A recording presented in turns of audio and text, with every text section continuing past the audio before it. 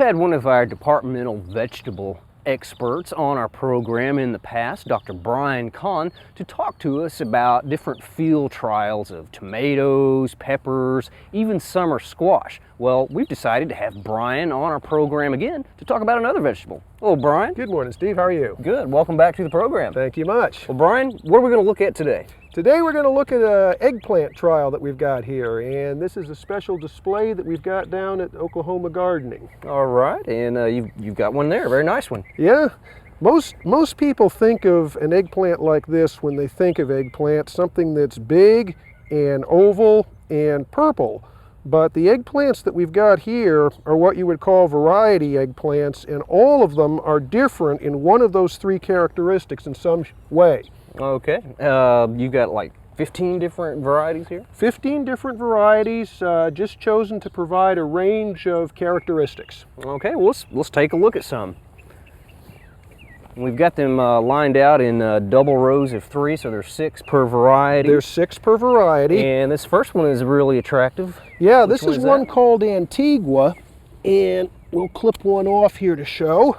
Nice marbling coloration there. Yeah, this is an heirloom eggplant, and it's open pollinated, non-hybrid type, and this is very typical of how it looks with the lavender striping and the white background. Very pretty. Okay, eggplants are in the nightshade family, so their flowers look a little bit like some of the nightshades we see around, and we actually sometimes get a little bit of the prickles or the little thorns or spines on a few of our eggplants. Right, this part of the fruit that you were referring to is called the calyx, and it definitely has some spines on it. Eggplant is a close relative to the common nightshade weed that you see, and it's thorny. Yeah. Okay, we see some of the nightshades that look a little bit like some of the, okay, so Antigua. That's Antigua. With this one. And right here we've got one that's sort of a green maturing to yellow. Yeah, this one is called apple green, and actually this is a better example of it over here. Clip one of those. Now what color would you pick that? Right like this. This is a perfect stage of maturity for this variety. It looks like a little apple green, greenish white egg.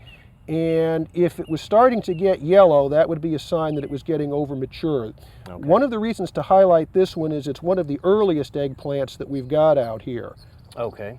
Starts producing pretty quick? Starts producing pretty quick. Okay, apple green. Apple green, and that's another open pollinated. Okay, we've got another marble type eggplant. This one's called Bride, and one of the reasons that we've got the display out here is to try to, see how well these things set under Oklahoma conditions. And Bride is either a very late eggplant or else it's not setting really well, because this fruit that we just clipped is the first and the biggest that we've gotten, and we're well into the season.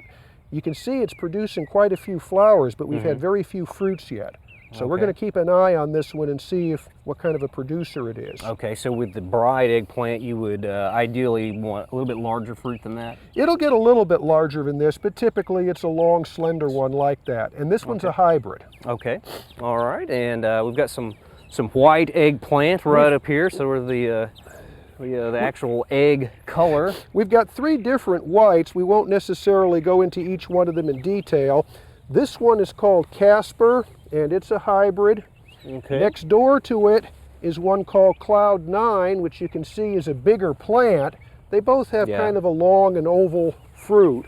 Okay. And then there's a third one down here called Ghostbuster. And again, this is a pretty large hybrid plant, large plant. But they're all, let me clip one off, they're all going to produce something that looks relatively like this. Okay, so all those are appropriately named. Casper, Cloud 9, and Ghostbuster? That's Ghostbuster. Okay.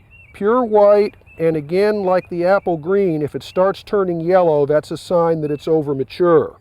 This is about the stage that you'd want it where we're looking at it. Maybe get a little bit bigger, but Okay, so we want to harvest that while it still looks like a ghost. Yes, Okay. definitely. Well, right back here, Brian, we don't want to miss this one because this is an All-America selection for 2005. That's a lot of fruit. This is a little dwarf variety called Fairy Tale, and it's very beautiful. It has an interesting characteristic in that it sets its fruit in clusters. Wow. You see how you've got multiple fruit on that one stem there, and it's best harvested when it's only about 3 or 4 inches long. When it starts turning pale like this, it's getting over mature. Okay. You want it more in this smaller size. Okay. But well, this was an All-America winner for 2005. It's a neat little plant and very attractive. Okay, the name on that one again? That's Fairy Tale. Fairy Tale. Nice little dwarf eggplant.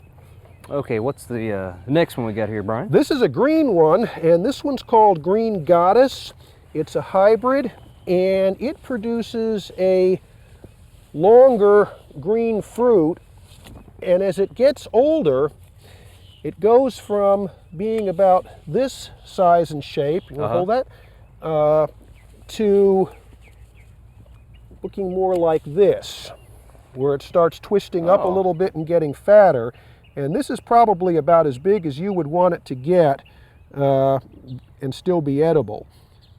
Okay. But this is real nice for slicing with that narrower shape. Makes nice uniform slices. This is a mild flavor. With a lot of vegetables, we can pretty much harvest them whenever they're big enough to at any usable time. Is that true with eggplant? I mean, could we harvest the really small ones? Sure, yeah. Once they've, in fact, there's actually a market in some places for baby eggplants. So once they've got a little bit of size to them, they're edible and marketable from that point on up until they start really getting over mature. Okay. All right, so the texture and taste is not going to be a lot different. This one's really a lot of fun. This is called Kermit, and if you recall, I mentioned that lots of folks think eggplants here we go. as being big and oval and purple. Well, here's one that's small and round and green and white. Interesting. It looks like a little green and white ping pong ball. And this is a Thai type of an eggplant. It's used a lot in Thai cuisine. It's best right at about this stage when it's only 1 or 2 inches big. It's also good on shish kebabs. Okay, so a golf ball sized green and white eggplant. We've got time for just a few more, Brian. And, okay. Well, we've got, as we're walking through here, there's others that are just varieties of colors. There's one here that's called Neon, which has nice this kind of pale neon pink, pale pink purple color. Here's one that's a real good example of the color right there. Okay. This one has been a little bit of a disappointment so far because it hasn't set very well for us, and the neon color tends to fade out as the fruit get bigger. But when it's in that stage, it's a beautiful fruit. One more maybe that we want to show at the end, and this is Rosa Bianca. Rosa Bianca. This is an Italian heirloom, open pollinated. Wow. Now, isn't that a weird looking eggplant? Okay, that one's probably too big, right? Well, yeah, it's just about gotten to where it's a little bit oversized, but it does get this lavender look to it. It's got ribs. It's ribbed. Yeah, like a pumpkin. It looks very much like the eggplant version of a pumpkin. Okay, well, Brian, when folks are growing eggplant here in Oklahoma, we have weather that is pretty conducive to growing eggplants. There are a few things that folks might want to know before we plant our eggplant each year. Eggplant belongs to the same family as pepper and tomato, and of those three, it's the one that's the least cold hardy and the most heat tolerant. So if you're talking about setting out your tomato or pepper transplants, you want to wait a week or two beyond that before you set out your eggplants. And it's in the same heat-loving group as crops like okra and sweet potato. Okay. So it loves this time of the year. Okay, so we want to get those out later when the weather's warmed up a little bit Let more. the weather warm up and keep them watered and fertilized through the summer, and they'll just go to town for you. Okay, the sources where you got the seeds for these plants? These seeds were donated by 2 companies, Tomato Growers Supply Company of Fort Myers, Florida, and Otis Twilley Seed Company of Hodges, South Carolina. And we're very grateful to them for donating the seeds. Okay, so a great place to get some of these unique eggplants. Definitely unique. Okay, well thanks a lot, Brian. Really appreciate it. Thank you, Steve.